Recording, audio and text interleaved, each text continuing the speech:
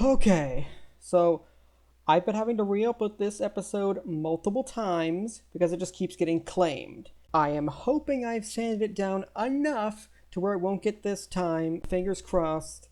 But yeah, that's essentially why I've been constantly re-uploading this. It just keeps getting claimed. Hopefully this will be the last one. We must be strong.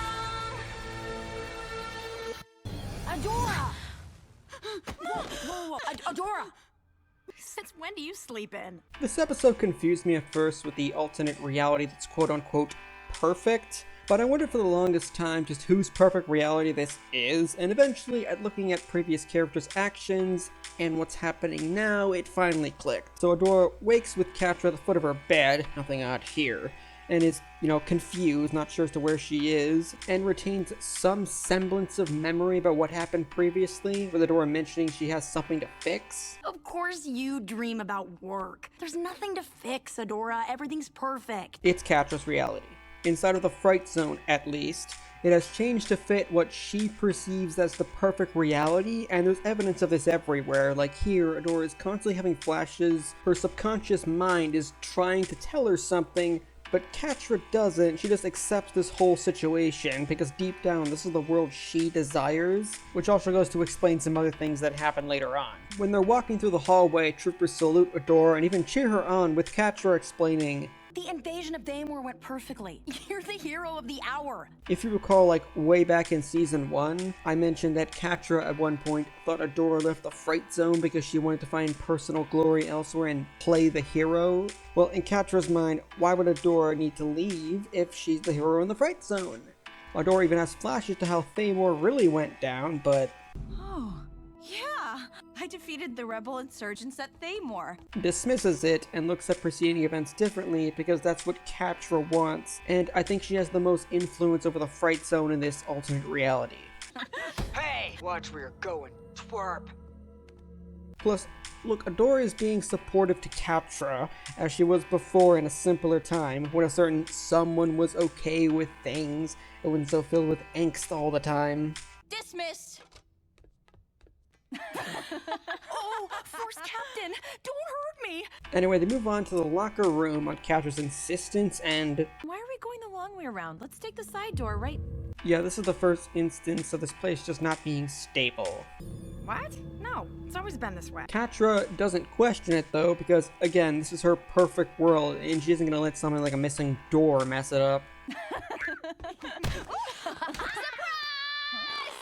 Oh, and there's the other reason why Catra thinks she left the Horde, left her, to find people who would praise her for being some big shot hero. So now that role is regulated to Lonnie, Kyle, and Rogelio. We wouldn't have been able to defeat the rebels at Thamor without you. And of course they credit Catra with coming up with the cake idea. I guess this would have been considered a party? Wow, I can't believe you like me. That is so embarrassing. I mean, look, this has gotta be what Catra wants. This is not because I like you. Such a fun, simpler time they have.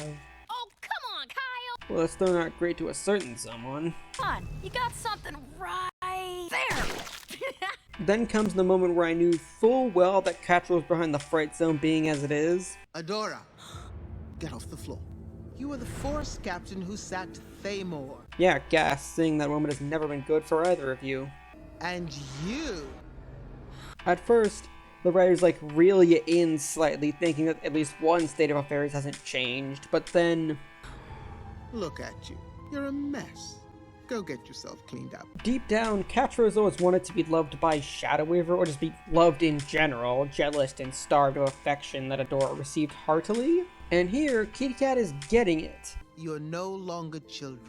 I have high hopes for you both. And I knew she had to be the one influencing things, because there's no way Weaver would care for Catra out of the blue like this, nor would Adora want to be back in the Fright Zone and change a bunch of things, so it's gotta be Catra. Adora goes on a walk with Shadow Weaver, and on it, she's praised for being able to use her team at Thamor effectively, and Weaver admits she was wrong about attempting to keep them away. Suffice it to say, Hordak is impressed with your performance. Again, more praise that Adora is amazing and doing everything right. This is who you are, the Force Captain who will lead the Horde to victory. It's However, Adora is what you've always dreamed of. Everything is perfect. full well that something is not correct about this situation and is able to see reality breaking apart. And the only other person able to notice something's off here is Scorpia, although she has more trouble seeing it than Adora does. You know, I don't know what it is, but I do not like you. It's because our Scorpia gal knows their enemies. Maybe it's that little poof thing you do with your hair, or how much it draws attention to your gigantic forehead. Gee, Scorpia, way to land on the hammer. From Rebel Control. We have a week to plan. And Adora is able to slowly recover bits of her memories upon seeing her old allies. It's all as needs to juice up her brain again, and she starts to seeing more weird things, which I think might be her subconscious trying to impart that, yeah, something is off here, and she's even able to see reality breaking down before her very eyes, which only ends when Catra enters the picture. I can't calm down. There's something I keep forgetting. There's something I'm supposed to fix. I guess to Adora, this must feel like walking into a room and just forgetting why you went in there. I remember a sword, a bright light, and you were there. I just wanted to point out how nonchalant Catra looks about hitting Adora 1 second, then next, she acts as if she's on the brink of a breakdown too. No, Catra, I don't need air. And suddenly, they're at a spot they always go to hang out. I think you get the point. Adora knows subconsciously that this reality isn't what she wanted, and a part of her is just screaming out to tell Adora what's wrong here. And Catra's just able to accept this false reality because it kind of is of her makeup. Soon, the two of us are gonna be ruling Etheria together, just like we always planned. Catra has Adora back and kept at her side by means she thinks will work. Is that what you really want? To rule the world? But clearly it's not the case, because a lot of it comes from a misunderstanding on why Adora left. I mean, yeah, obviously. Isn't that what you want too? And it's still incorrect here. And it's the back and forth that keeps happening in Act 1 of this episode, until Adora knows full well something is off and can't pinpoint, then realizes, oh, Scorpia is the one person who isn't saying stuff is perfect like everybody else, and runs to her in the hopes that she can get some form of an answer for all this craziness. You don't think things are perfect. Although you should look up the word tact, Adora. I think it might help. Whoa! Ever heard of personal space? I happen to take it very seriously. Yeah, sure. Like Scorpia even knows what that means. I think that Scorpia knows subconsciously that things aren't right because A, she's not with Catra anymore. I need to get into Hordek's sanctum and you need to help me. Seriously, Adora, look up the word tact. Shouldn't you be trained to maintain your cool in stressful situations? Everyone's acting like things are perfect except for you. And then we reach B. Even Catra is. Catra.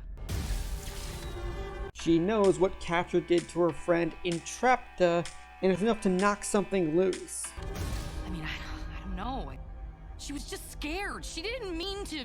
I don't think she fully understands what she's saying, but is now fully able to grapple that, yeah, this is all wrong. Something's not right. How did we get here? I just know we have to go to Hordek's sanctum. How convenient. How did we get here? Knock out the guards in a similar fashion, and then the frickin' door just flashes away? Okay, why did that happen? Raz makes an appearance now, and she leads them into Hordak's lab.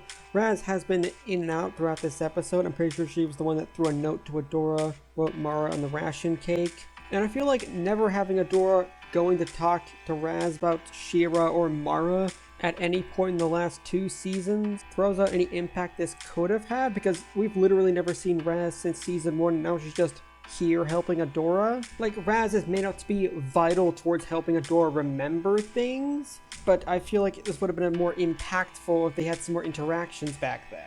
And, you know, although they don't find the machine there as Adora wanted, it definitely helps jog things further. Especially when reality really starts going to hell in a handbasket and Scorpia's lost to it.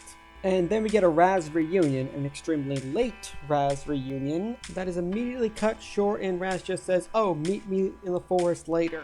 I still don't get why they couldn't have had Adora meet Raz in the woods later anyway. Now this Catra and Adora scene, that has value. You've officially lost it, haven't you? Catra here thinks this reality is perfect, so she cannot get what's wrong with it. Scorpio, Lonnie, Kyle, Rogelio, they're all gone. The breakdown has gotten to them. What are you talking about? Who's gone? But Catra doesn't even remember her old squad because she is so accepting of this realm. She has Adora, at least. That's all she really cares about. I know it's not perfect, and so do you. I mean, when Adora met with Lonnie and the new Kyle and Rogelio was gone. She was completely confused and freaked out. But Capture just cannot do the same thing. Even when she's having flashes like Adora, she just easily brushes it off. She's just that dead set on this reality being real. What are you? That's karma for zapping Adora back in Season 1.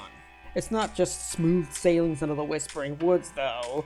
No, that would break the rising action towards the third act climax, as Catcher gets up in a scuffle, causes them to crash. Why can't you just stay? We have everything we ever wanted. And there's that bit old of Catra bleeding into this moment as her memories begin to jog. The scuffle escalates and the forest around them starts breaking down and... There's no time. We have to go. Shit. She had to remember that first. I promise, everything will be okay if we just stay together. Suffice to say, it taints just about everything Adora tries to say to reason with her. This can't be what you wanted. Don't you get it? I am never going to go with you. Also, remember when I said Catcher would get more unhinged in these final 2 episodes? Yeah. You always have to go and ruin it. And now we've got them going from a scuffle to a full-on fight, as the very ground beneath them starts breaking apart. I don't care. I won't let you win.